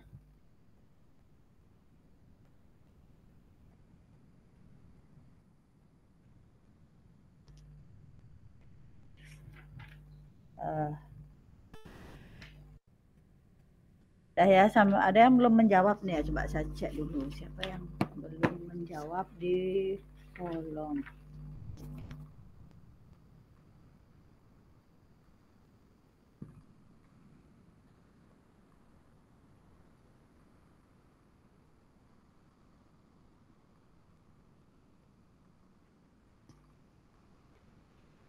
Baik kakak-kakak semua, bisa kakak-kakak lihat di tampilan slide yang berikutnya. Ini adalah peran guru dan peserta didik dalam pembelajaran student center learning atau pembelajaran yang berpusat pada peserta didik. Nah, di sini peran gurunya adalah bertindak sebagai fasilitator dalam proses pembelajaran. Nah, peran peserta didik adalah aktif dalam proses pembelajaran dengan memberikan gagasan, saran, dan kritik. Kemudian, guru mengkaji kompetensi mata pelajaran yang harus dikuasai murid pada akhir pembelajaran. Peran peserta didiknya sendiri adalah berpartisipasi dalam merumuskan, mengembangkan, dan memproses materi pembelajaran. Kemudian merancang strategi dan lingkungan pembelajaran yang dapat menyediakan beragam pengalaman belajar. Peran gurunya membantu murid mengakses informasi, menata, dan memproses untuk dimanfaatkan dalam memecahkan permasalahan sehari-hari.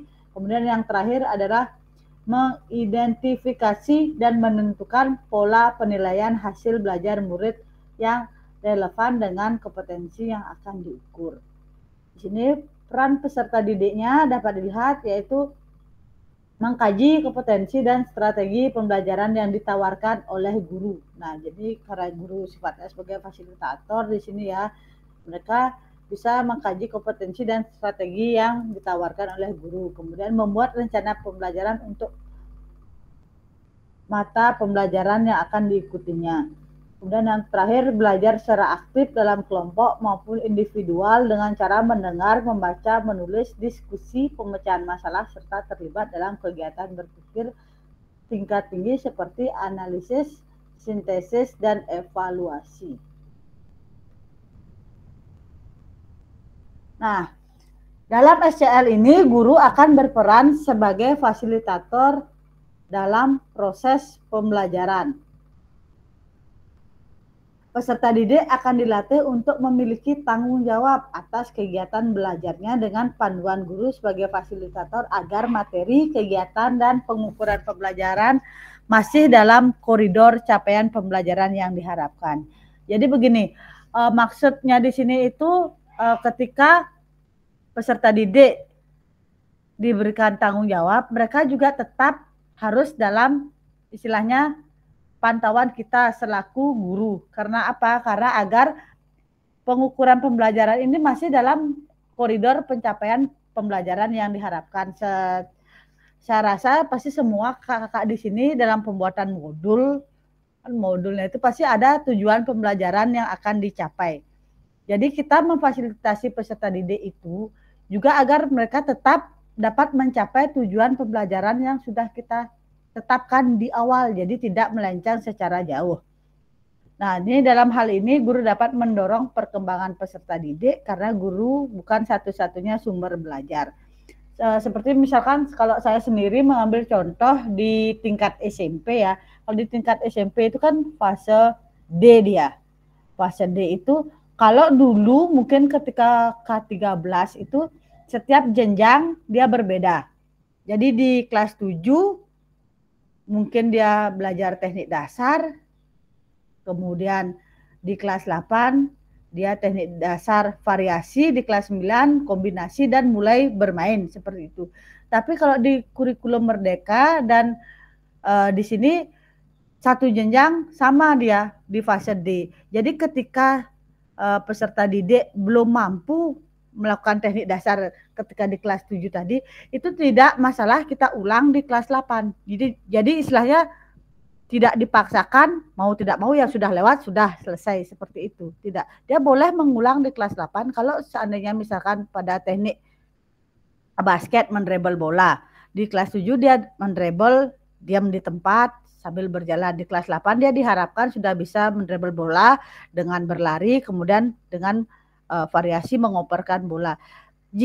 logikanya saja jika dia menerebel bola pun belum bisa, bagaimana dia bisa sambil berlari, kan seperti itu. Jadi tidak masalah ketika di kelas 8 pengulangan kembali, karena ini kembali berpusat kepada peserta didik. Yang penting ranah dari tujuan pembelajaran itu masih dalam koridor yang ada. Itu kalau di tingkat SMP. Kalau di tingkat SD, nah ini yang saya sebenarnya karena pengalaman saya belum pernah di SD, mungkin kan gerak lokomotor, non lokomotor itu ya kakak-kakak semuanya, gerakan bagaimana yang misalkan tingkatannya itu lebih susah, yang sudah mampu kita tingkatkan, berikan dia kesempatan untuk melakukan itu, yang belum mampu tidak kita paksakan seperti itu.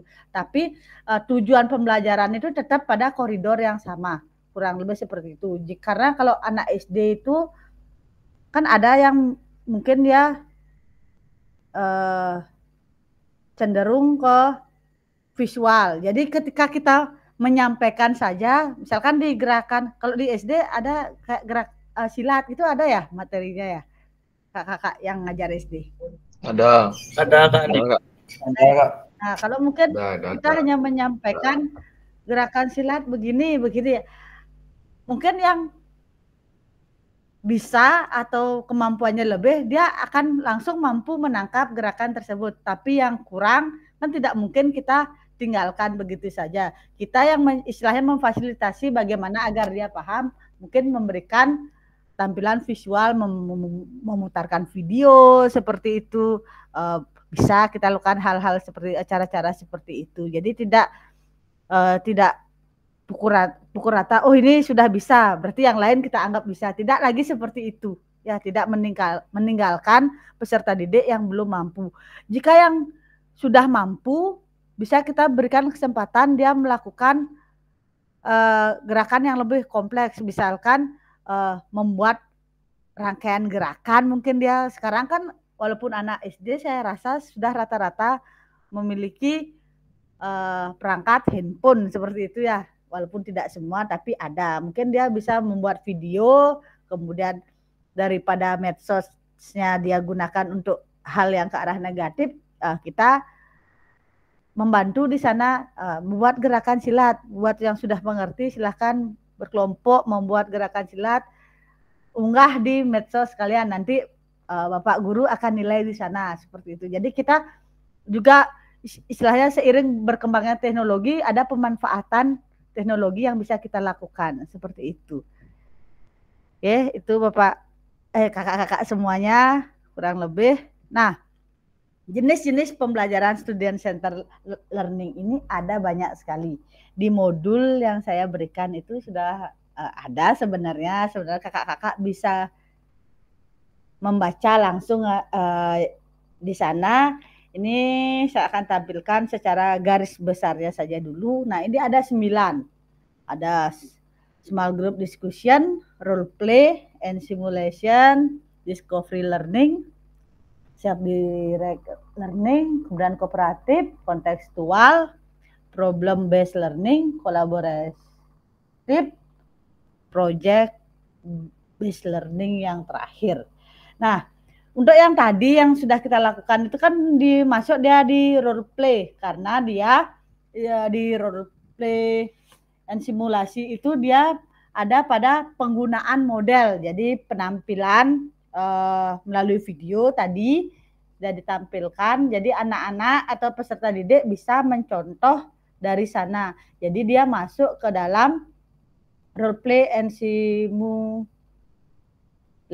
jadi bisa di situ masuknya. Jadi kakak-kakak semua juga nanti bisa melakukan hal seperti itu ketika memberikan pembelajaran di dalam kelas. Kemudian small group discussion ini dia seperti istilahnya kita memandu peserta didik untuk membentuk kelompok. Ya, jadi dia membentuk kelompok-kelompok kecil yang tidak banyak, karena kalau kadang-kadang banyak kelompoknya diskusinya tidak jelas, kadang-kadang anak-anak seperti itu. Ya, jadi kelompok kecil.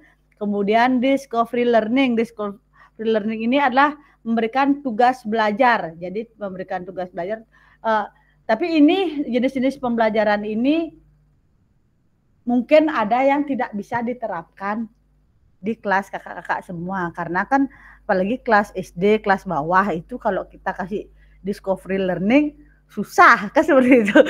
Apalagi yang kelas 2, kelas 3, mungkin mereka istilahnya kita kasih role play aja yang saya rasa tingkatan yang paling mudah, saya rasa yang bisa kita berikan di SD itu mereka masih bingung, masih kadang-kadang salah melakukan gerakan kan seperti itu. Jadi kakak-kakak bisa memilih jenis-jenis pembelajaran ini sesuai dengan kemampuan peserta didik kakak masing-masing. Nah, kalau Kak Agus Budi sama Kak Agus Setiawan nih, saya rasa di SMP bisa agak lebih mudah, bisa project di sana, problem based learning juga di sana. Ini juga kakak-kakak yang ada ikut PPG ini kan, kalau nggak salah ya, kemarin saya itu modul ajarnya tuh kalau nggak PBL ya PJBL, antara itu yang wajib dibuat. Nah, seperti itu. Nanti mungkin dikondisikan bagaimana kakak-kakak bisa membuat jenis pembelajaran SCL dari ke-9 ini. Untuk lengkapnya kakak-kakak semua bisa lihat di modulnya ya, dibaca di sana. Ini kita next saja karena slide-nya masih lumayan. Kita ada aktivitas 2 yaitu perkembangan karakteristik perkembangan peserta didik. Nah, memahami karakteristik dan minat peserta didik. Di antaranya di sini ada jasmani, sosial, emosional, dan mental. Di sini ada tingkat atas, menengah, kemudian PAUD, SD. Menengah itu maksudnya mungkin anak-anak SMP dan atas itu adalah anak SMA. Oke, di PPT bisa kakak lihat. Cocokkan karakteristik berikut. Manakah bidang dan usia yang sesuai? Berjalan, berlari, merangkak, memanjat, melompat. Itu yang pertama. Itu termasuk ke bidang apa kakak? Jasmani kah? Sosial, emosional, atau mental? Jasmani, Kak. Jasmani. Oke. Kemudian yang kedua, anak-anak pada usia ini mulai mengembangkan rasa diri, mereka ingin belajar dan untuk memahami perasaan orang lain. Mereka juga mulai belajar untuk bergaul dengan teman sebayanya. Ini termasuk ke mana dia? Mental, Sosial, Kak. Masuk ke sosial dia. Kemudian yang ketiga, mereka mulai mengalami emosi. Nah, emosi yang lebih intens seperti kemarahan, kesedihan. Itu masuknya kemana? Kakak-kakak? Emosional. Anak-anak mulai belajar untuk memahami dan mengelola emosi mereka untuk bernegosiasi dan menyelesaikan konflik. Mental. Oke. Kita lihat ya sama-sama. Nah, jadi ini yang sudah tadi kakak jawab. Nah, ketika dia mulai berjalan, berlari, itu ke peningkatan di bidang jasmaninya rata-rata di usia 0 sampai 2 tahun perkembangannya. Ya, sosialnya itu akan lebih mulai matang di usia 5 sampai 6. Jadi di 3 dan 4 ini mungkin masih belum. Ya, karena kadang-kadang anak-anak di umur 3 dan 4 tahun tuh istilahnya mereka belum mulai memahami perasaan orang lain, bahkan kadang mengungkapkan perasaannya sendiri pun masih belum bisa, kan seperti itu. Nah, sedangkan di emosionalnya di sini di usia 6 sampai 12 tahun. Makanya usia-usia istilahnya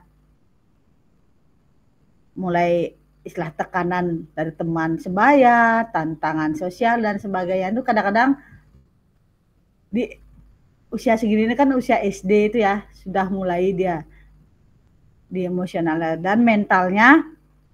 Anak-anak mulai belajar memahami dan mengelola emosi mereka di 6 sampai 12 tahun. Di usia 12 sampai 18 tahun ini diharapkan tingkat emosional, mental dan secara keseluruhannya ini sudah mulai matang, seperti itu kakak-kakak semua. Mari kita diskusi.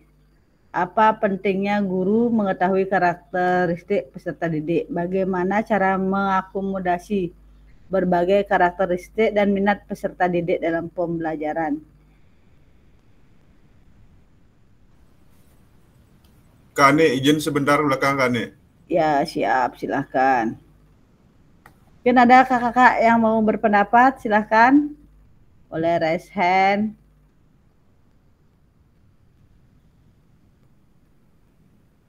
Apa kira-kira pentingnya? Kak Surya, mungkin Surya Atmaja. Apa pentingnya guru mengetahui karakteristik peserta didik? Gimana Kak Surya? Menurut Kak Surya. Jadi dijawab aja ya kakak semua. Jadi di sini kita tidak ada benar salah kan begitu. Menurut kakak sendiri. Baik, Kak. Pentingnya karakteristik kita mengetahui karakteristik peserta didik itu mungkin dengan mengetahui karakternya kita bisa memilih metode mana yang bisa kita terapkan untuk memberikan pembelajaran kepada mereka agar bisa mencapai tujuan yang ingin kita capai. Itu sih Kak. Oke. Baik, terima kasih Kak Surya atas jawabannya. Kemudian yang nomor 2, bagaimana cara mengakomodasi berbagai karakteristik? Nah, kira-kira bagaimana kakak-kakak semua mengakomodasi karakteristik anak-anak atau peserta didik kakak-kakak semua? Apakah melakukan pendekatan seperti itu ya? Gimana kira-kira? Kak Loya ada ya? Bisa Kak Loya bergabung memberikan sedikit pendapatnya?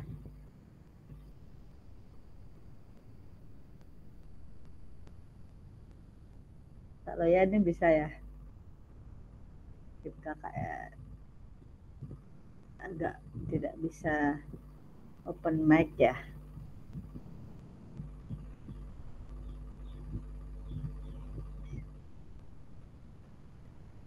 Oke, kita lanjut aja ke yang lain ya. Kak Putra Darmayasa. Gimana Kak Putra? Ya Mbak Ani. Ya. Bagaimana cara mengakomodasikan berbagai karakteristik dan minat peserta didik dalam pembelajaran? Ya seperti yang Kak Ani bilang tadi, melakukan pendekatan ya agar kita mengetahui bagaimana karakter-karakter peserta didik kita. Nanti kan kita bisa seperti yang yang kita lakukan tadi, kita mencontohkan banyak gerakan. Sekarang kita bisa memberikan peserta didik kita untuk melakukan pemilihan gerak mana yang mereka suka. Mungkin seperti itu. Oke. Baik Kak Putra, terima kasih ya. Jadi ya, bagaimana kita mengakomodasi berbagai karakter peserta didik. Jadi menurut Kak Putra itu bisa melakukan pendekatan dan sebagainya karena memang di SD kan ya Kak Putra ya, apalagi di SD itu sedang mulai berkembangnya mental dan emosional anak-anak yang kadang-kadang ya istilahnya agak susah ditebak ya, seperti itu karakter anak-anak zaman sekarang Kak Putra ya. Terima kasih Kak Putra atas jawabannya. Ya. Nah, apa pentingnya guru mengetahui karakteristik peserta didik? Nah, pada SCL ini mengisyaratkan guru hendaknya mempertimbangkan karakter peserta didik dalam menyusun program pembelajaran yang berpusat pada peserta didik. Bagaimana cara mengakomodasi setelah melakukan pendekatan tadi, mungkin kita salah satunya juga bisa dengan memberikan pembelajaran berdiferensiasi kakak-kakak semua. Oke, kita lanjut ke pembelajaran 3. Oke. Nah, pembelajaran di sini berdiferensiasi adalah usaha guru untuk menyesuaikan pembelajaran di kelas untuk memenuhi kebutuhan belajar individu murid. Itu Kita lanjut. Oke, ini ada diferensiasi konten, proses, dan produk. Ya, di sini maksudnya konten itu adalah dia merujuk pada strategi yang membedakan pengorganisasian dan format penyampaian konten. Konten adalah materi, pengetahuan, konsep, dan keterampilan yang perlu dipelajari peserta didik berdasarkan kurikulum. Nah, maksudnya di sini kontennya itu adalah istilahnya bagaimana kita menyajikan materi tersebut kepada peserta didik.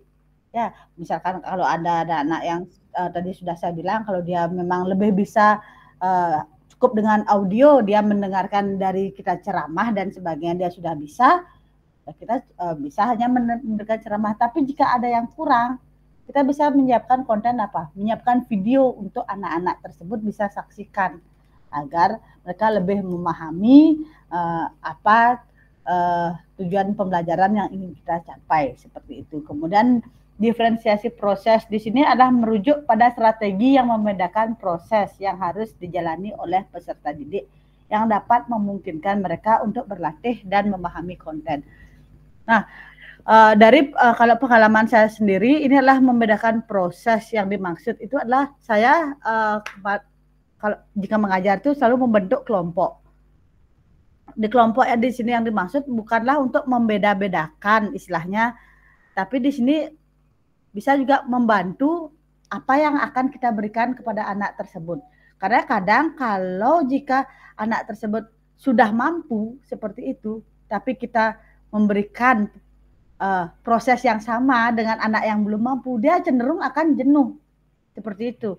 Jadi kita bisa membedakan jika yang sudah mampu, silahkan melakukan aktivitas gerak yang lebih kompleks atau susah di atasnya. Jika yang belum, silahkan mempelajari aktivitas yang lebih istilahnya di bawah anak-anak yang mampu. Jadi membuat kelompok-kelompok. Di sini proses itu akan terlihat dari yang belum mampu menjadi mampu seperti itu.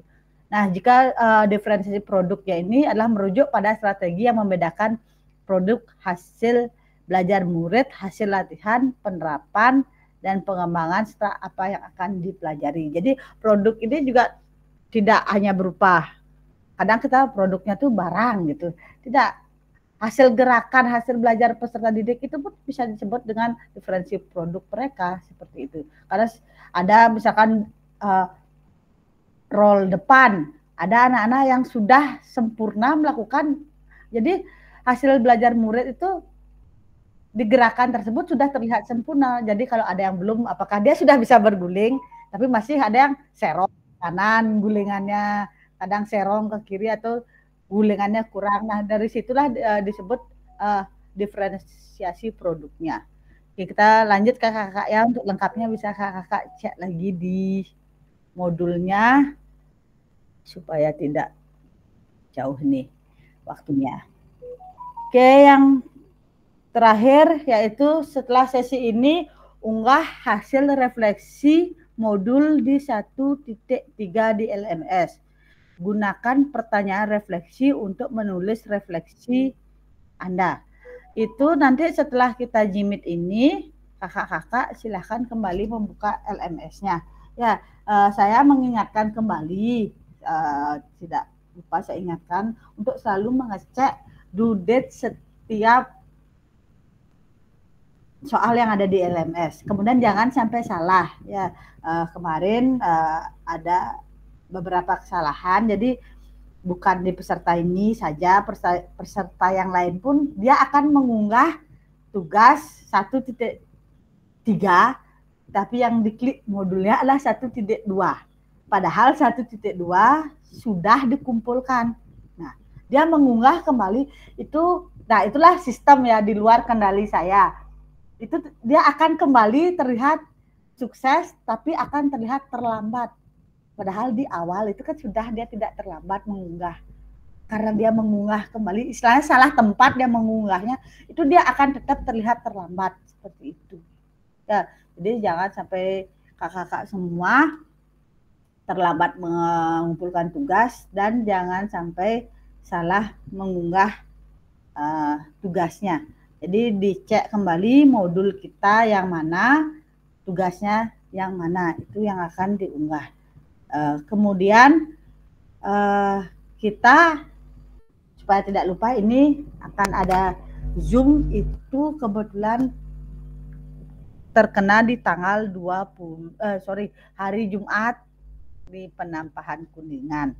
Nanti kita kondisikan itu, kita diskusi di WA grup saja ya, karena kan di sini rata-rata semua merayakan Hari Raya Kuningan. Jadi di tengah kesibukannya jangan lupa untuk mengunggah tugasnya. Jika ada pertanyaan bisa kita diskusi di kolom WA grupnya lah, di kolom chat di WA grupnya. Oke.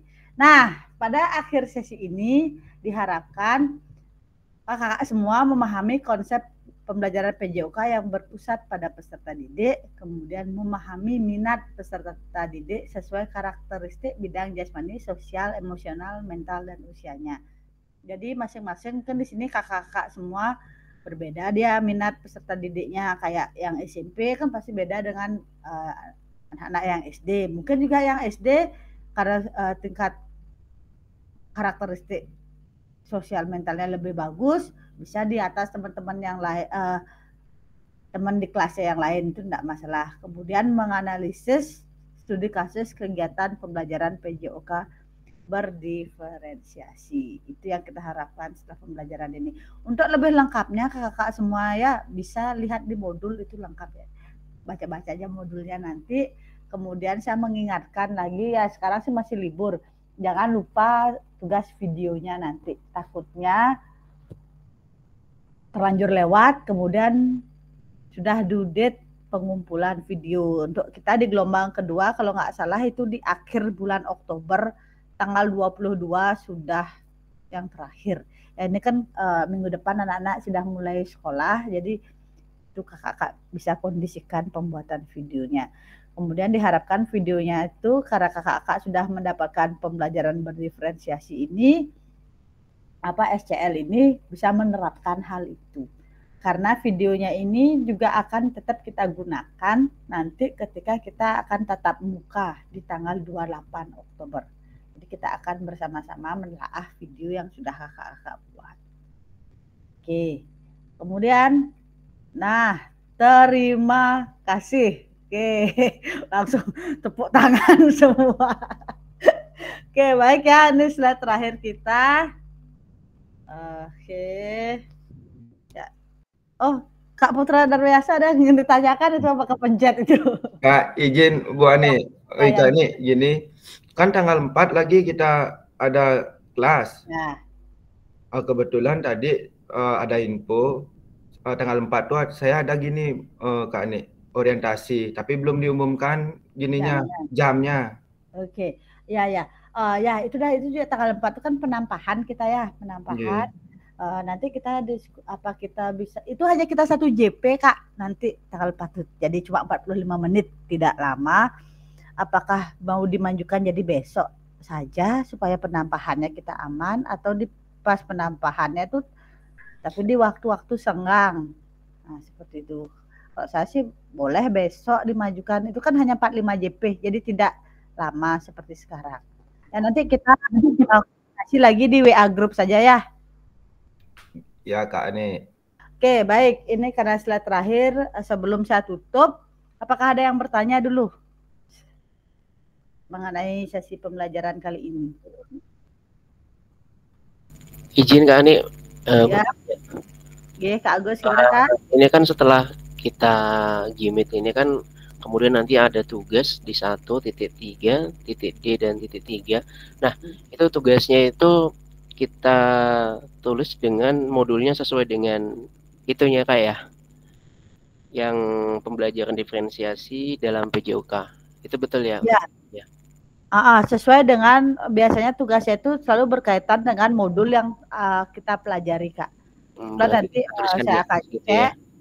Saya cek, kemudian itu ya kakak ingat yang memberikan tanggapan itu yang kemarin saya sampaikan itu dibuat juga.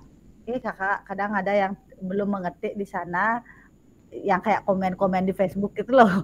Nah itu ada beberapa dibuat saja Kak di sana, karena di sana kan semua aktivitas ini terekam di LMS. Jadi kalau nanti ada yang kurang biasanya saya akan mendapat laporan, biar nggak sudah akan berakhir, baru lagi ke modul 1.1 yang belum dikerjakan. Ya Kakak, nanti kita diskusi di WA Group lebih lanjutnya. Ada lagi pertanyaan? Tidak ada? Kalau tidak ada, boleh minta jempolnya dulu. Oke, terima kasih. Baik kakak-kakak, ini sudah waktu juga. Oke, saya stop share screen. Kita akhiri Gimit kita hari ini. Tadi kita tidak ada pertanyaan lagi ya? Tidak ada ya? Oke. Jadi kita buka dengan doa, kita tutup dengan doa. Silahkan, tadi siapa yang mau buka dengan doa ya? Saya Kak. Oke Kak Adi, sekarang silahkan Kak Adi tutup dengan doa Kak Adi. Baik, terima kasih Kak Ani. Untuk teman-teman semua, tadi kita buka dengan doa, sekarang kita akhiri pembelajaran kelas ini dengan doa kembali. Kita berdoa menurut agama dan kepercayaan masing-masing. Berdoa mulai.